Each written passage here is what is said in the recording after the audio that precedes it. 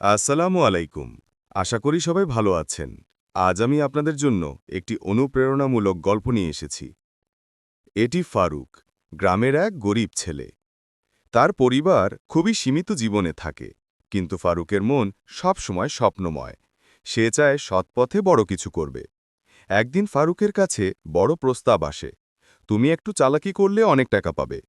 কিন্তু ফারুক থামল, নিজের পরিবারকে ভেবে বলল, না, আমি কখনো হারাম পথে যাব না। আল্লাহ সবসময় সৎ মানুষকে সাহায্য করেন।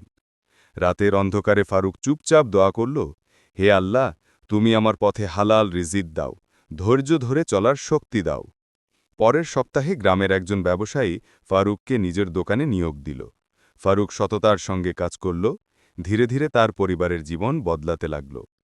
এই গল্প থেকে আমরা শিখতে পারি, ধৈর্য, সততা ও বিশ্বাস কখনো ব্যর্থ হয় না। আশা করি আপনাদের গল্পটি ভালো লেগেছে। যদি আপনারা এমন অনুপ্রেরণামূলক গল্প পছন্দ করেন এবং আরও গল্প শুনতে চান, তবে অনুগ্রহ করে আমাদের চ্যানেলটি সাবস্ক্রাইব করতে ভুলবেন না। ধন্যবাদ।